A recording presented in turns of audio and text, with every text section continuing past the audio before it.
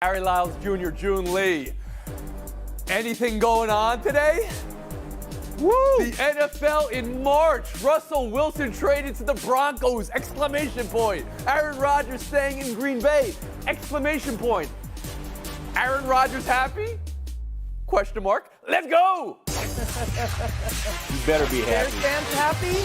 He used all of us. I wish I had an air horn to celebrate all the news. No, I'm glad you don't have an air horn. Russell Wilson, this trade had to be coming together gradually and then suddenly, like all great things in life do. You have to think Seattle, reports of dissatisfaction last year, which they tried to quash with reports that it was copacetic, but you have to think that played into it. The reports that Denver wanted Aaron Rodgers and then him resigning in Green Bay. Did they just go all in this morning? Adam Schefter reporting no, but Broncos receiver Jerry Jeudy was all of us as this was playing out, right? And you have to think this is going to be one of the biggest packages in history. Maybe not Herschel Walker's size, but just looking at the reports today, Drew Lock, Shelby Harris, Noah Fant, so that's 3 or 2.5 starters, 2 first-rounders, 2 second-rounders, a 5th-round pick going to Seattle. Nothing is official, though, until the new league season starts in 2 weeks. Bill Plaschke, around the horn to you. What? Is Seattle, what is Seattle doing making this trade? What is Russell Wilson doing approving this trade? You don't trade a Hall of Fame quarterback unless you have a chance to get a decent quarterback in return. They're getting no decent quarterback in return. They're getting the ninth pick in the first round of the draft this year. It's not a quarterback draft. By the time they get the first rounder in 2 years, Denver will be a winning team. There won't be a good pick. So they've lost their quarterback. They've lost their foundation. And what's Russell Wilson doing approving this trade? He actually wants to go to a division with Patrick Mahomes and Justin Herbert in it. He wants to battle those guys and Derek Carr and the Raiders. The Broncos are only the 3rd best team in that division. They're not even guaranteed to make the playoffs. They lost 5 or 6 games last year. And I realize they had a good defense. They're not a great team. He makes them a good team, not a playoff team. He could have waited. He could have waited a year. He could have approved a trade someplace else. What are they doing? What are the Seahawks doing? What's Russell Wilson doing? That's a lot of cold water here from Bill Plaschke, Cyrus Spain. I ask you the same question. What? Yeah. What? We come to you for your incisive and thoughtful questions, and I will give you an equally thoughtful answer. I disagree with Bill. I think, the Seahawks are going to come out on the wrong end of this. It is almost impossible to give away a future Hall of Famer and a great quarterback like that and get back pieces that will amount to what you did. Now, they have a lot of pieces to work with, and if you're going to rebuild and you think you're going to lose him, I guess you go to wherever place is going to give you enough stuff to work with. On the Russell Wilson side of things, I think that team's a contender. Now, there are a lot of contenders. Just last year, we talked about midway through the season, there were 8 or 9 teams that we wouldn't have been shocked if they had won it all. So it's a little bit trickier in the current NFL to say definitively that a team with a superstar quarterback like that is automatically able to go. But they've got receivers and running backs, offensive line, defense. They got a lot of pieces. And as I saw someone say, they basically were operating with Pop Warner numbers from their quarterbacks. You replace that with Russell Wilson, it's a whole different team. And the Denver Broncos are a pretty good place historically for former Super Bowl winning quarterbacks to go in their later years and pursue another title. Means nothing now. I think it's a good move for Russ. Harry Lyles Jr., bring you in here. What? Yeah, I'm not sure about this on Seattle's side. It feels like we've been trending towards some sort of a reset there for a couple of years. I thought it was going to be Pete Carroll that would be gone and not Russell Wilson. He's turning 71 this year. Obviously, though, we know that guy's got plenty of juice. He shows it on the sideline all the time.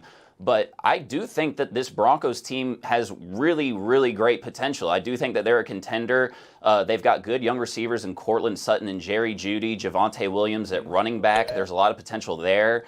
And I think another part of this trade that is a win for the Broncos is you did not have to give up Bradley Chubb and Pat Surtain. I think the fact that they were able to keep those 2 guys on that side of the ball was huge.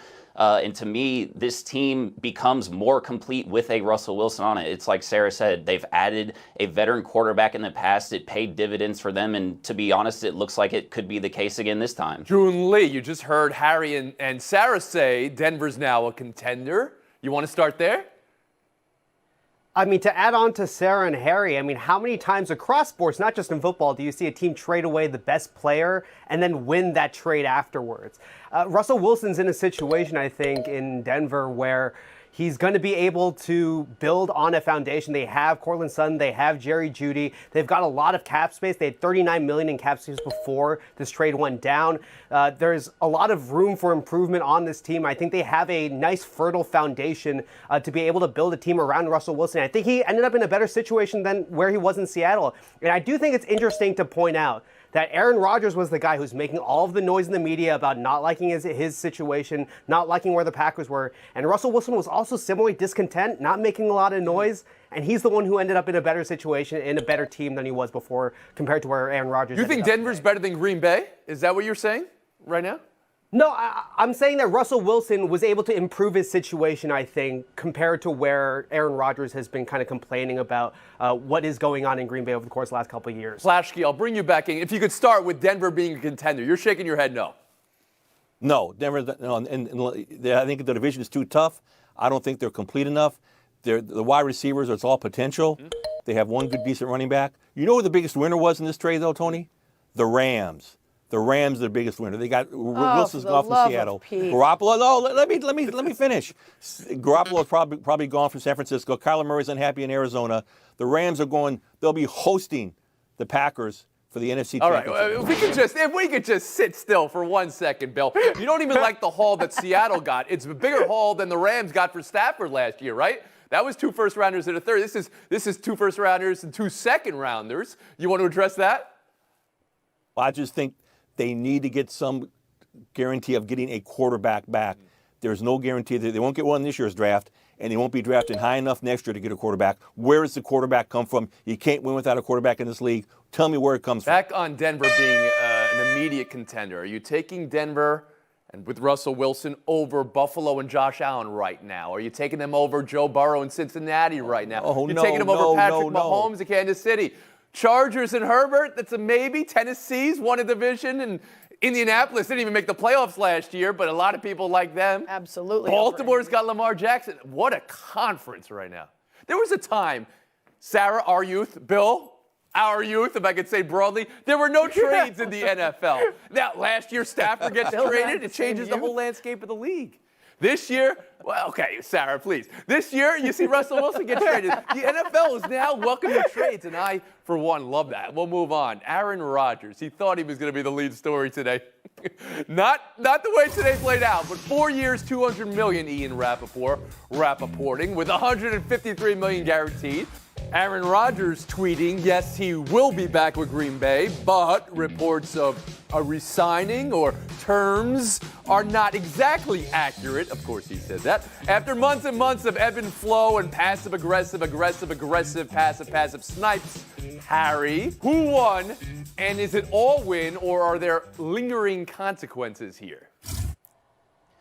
Well, immediately, Tony, I think that Aaron Rodgers is a winner here. He's going to undoubtedly get a massive bag out of this contract. And for that, like a couple of years ago, they drafted Jordan Love. Like the Packers seemed like they were moving on, and now he's going to be the highest paid player in the NFL. So that's a win for Aaron Rodgers. Now, I will say this, though. I do think if you are the Packers, this is also a win for you, albeit, though, not as big as it is for Aaron Rodgers, just because you are going to have to, at some point or another this offseason, you are going to have to rebuild, no matter who was going to be the quarterback, a roster that is going to have to contend. You are much better off doing that while having the reigning MVP on your roster than you would otherwise be. So, to me, I think everybody wins here. Jun Lee. Yeah, I'm right there with Harry. I mean, everything that Aaron Rodgers has done over the course of the last couple of months, complaining about a situation, going to the media to create chaos, create speculation about what is happening, he played all of us. He got a huge contract, and he's in a situation where he now has more power than he did before. You know, he helped the Packers bring in his old QB coach that helped Green Bay win the Super Bowl. He now has more influence over the organization than he did a couple of years ago when they drafted Jordan Love. And now he's in a position where he's going to potentially be making more money than any quarterback in NFL history. I think that everything that Aaron Rodgers has done, I think he feels will feel justified in kind of going about how he did everything over the course of the last year or so. Bill Plaschke. Aaron Rodgers, 16 consecutive postseason starts without getting to a Super Bowl. That's the longest in NFL history. This is ants at the picnic, rain on the parade, cold water over everything. No, I'm just saying he's a winner. June's right. He played the media. He played the fans. He played his teammates. He played all of us. This beautiful mystery, this farewell letter, all that stuff was a lot of bull. He was just trying to see. He was going to stay there all along in the weakest division in football. He wasn't going to leave. He was going to get the biggest contract. But now he's got to produce. That's the lingering thing. And Sarah Spade. Listen, I have a lot of problems with this guy, and I've said many of them aloud, but I'm not going to go so far as to say that he always knew that this was it and he was playing everybody. The Packers were not willing to give him a multi-year deal that guaranteed what his future would look like. That's what he wanted, and that's where the problem stemmed from. They still weren't sure what Jordan Love was and what they were going to get from Rodgers over the 40-something-year-old years. And so he was not given a restructuring, and he wasn't given the years he wanted. As much as we could talk about the bag, which, again, we don't quite know that as of this taping, what the details on the numbers are, more importantly is the 4 years that he now has to decide, unless he wants to come back every year and say, I might retire again, which wouldn't put it past him. We know that at least he has the ability to be where he wants to be and lead that team. Bill's right about putting up the Super Bowls. And we also do have to see the contract numbers to know whether he's going to be able to put around him the players that he needs. No one to blame anymore if he takes the biggest bag in all of NFL and then says he doesn't have the pieces to win with. So now it's on him. It was already getting blamed, though. It was already on him. He was the front and face of the organization. But he made a lot of excuses before. There won't be any now. June Lee. If there is anything to prove off of this situation, it's that Aaron Rodgers has made football a soap opera, and it's amazing reality TV for all of us. Who's in the better position right now, though? I know you all think the Russell Wilson trade, and three of you think Denver's a contender. It's still Aaron Rodgers in Green Bay that's in better position better team today. Yep. June, I don't think you're willing to go there. It seemed like you were going the other way earlier. I don't think you're willing to go there. Okay, you can think about it. NFC we don't need an answer right now, Marge. Plasky, last question. How does this affect the Rams? That's what we all want to know. Get out of here. Taking a break. Buy or sell on the other side. Back to NFL trades. Joe Montana continues. NFL's judgment, he only bet over a 5-day stretch. Didn't bet on the Falcons to lose while he was not playing for them and away from the team, nor had any inside information. That's one thing. The league welcoming of sponsors, DraftKings, FanDuel, celebrating fantasy football is another, and fans putting together video reels of highlights wondering about Ridley's effort and motives. That's another. Bill Plaschke, what position is the NFL in? And Ridley saying it was only $1,500, or exclaiming he got a year suspension, LOL. Does he have a point? No, he has no point. He should get a year if he bet 1 cent on one team one time. This is a cardinal sin. This breach of the integrity. I was in the middle of the Pete Rose gambling trials in 1990. This is insidious stuff. And again, you see all the Twitter feeds out there, all the videos, people now questioning whether he's throwing games. The whole integrity of the league is at stake here. And don't give me this, well, the NFL is embracing gambling, so it should go easier on players for gambling. The NFL embraces beer, and they don't let players get drunk during games. The signs are everywhere in the locker rooms. No gambling on the sport. None. No betting. Zero. It's the year is justified, and he'll be lucky if he has a career. He'll be lucky if anybody signs him back. Josh Shaw got a year from the Bengals, hasn't been signed since. Sarah Spain.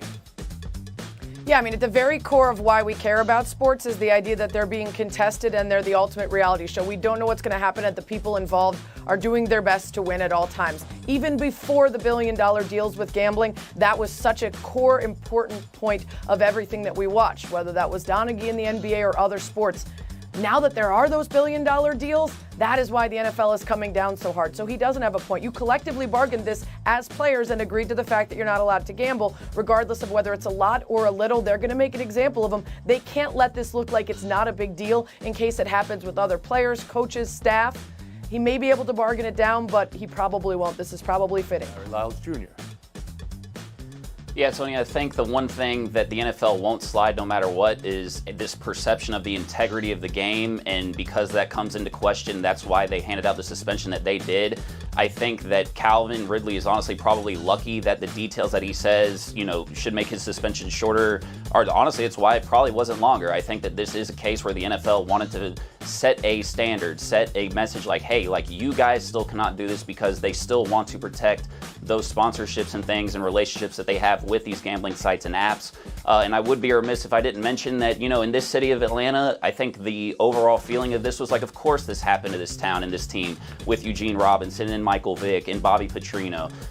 So it's just a completely unfortunate But you're saying, situation. if I can go back to what you said earlier, that you think it could have been worse if he was betting against his team, and then that suspension would have been longer? Is that what you're making a judgment on? Yeah, 100%, because I feel like the dollar amount doesn't necessarily matter to me, but if you're betting against your team, to me, there's no way that you could say that you don't have some sort of inside knowledge or something of that nature. The fact that he was betting for the Falcons to win, Well, that's an I interesting think point, helps because it. the league, in their initial release here, which came out immediately, and like they had done an investigation going on. Well, we've seen them do other investigations and haven't commented so quickly. To say no inside information seems a bit bold because, well, he's a member of the team. He has to talk to his teammates and know about other teams. June, I want to bring you in here, but at the risk of being apples to oranges here, we've seen suspensions from the league before that are much shorter for grievous crimes players have committed or been alleged to have committed. You've seen conversations go about tanking from league owners and teams as well, and these suspensions haven't been as long. I'll bring you in now. Well, that's something that I think touches on the NFL and the sports industry's entire core business, which is obviously making money. And so, when you talk about the dollar amount, I think it's easy to just write off $1,500 isn't that much. I think that's ridiculous. It's a lot of money for me. It's a lot of money for a lot of different people. And I think it misses the point because when you are gambling on these games as an athlete, you're attacking the competitive integrity of the sport. And it's making us question just it can be a little inch now, but it could grow over the course of time, Understood. whether or not we have doubt over the results But the of tanking these games. conversation, that's also, of course, about the integrity of the sport, hasn't resulted in a team being punished to this degree. Yes, but players have much more control on the field over the result of a game. You can abstractly build a roster that is meant to not do well, but a player can compete above their level. A team can overperform. Like there's a level of control that a player has over the result of the game. And if you're creating any sense of doubt, it's just bad for not just football, but all of sports to have that doubt in the minds of Sarah fans. Spain, I'll bring you in here. The apples to orange of it all. Domestic violence, we've seen players be suspended for 4 games, please. I mean, I think obviously what we want to acknowledge is that there should be greater suspensions for those grievous crimes, but that we understand and are not naive to the fact that affecting the bottom line of the NFL is this crime from Ridley. And unless we care enough about the moral problems that it forces their hand in terms of sponsorships and money-making ventures, they're not going to change their behaviors. It is a bit of apples and oranges. We can still be mad about it. That doesn't mean that Ridley's suspension should go down for something that's this serious. And as far as Stephen Ross, that is ongoing. I could see him having his team taken away if they can prove that he was paying to lose rather than just rebuild it. That's where Bill Plaschke. Ridley bet $1,500. He lost $11 million. That's the lesson to every NFL player. You can't tell me he's the only one that's out there gambling. That's got to stop, and it will stop this kind of a penalty. Bill Plaschke. Julie, thanks for your thoughts today. Quick out for you guys. Sarah Spain, Harry Lyles Jr. Showdown in 2 minutes.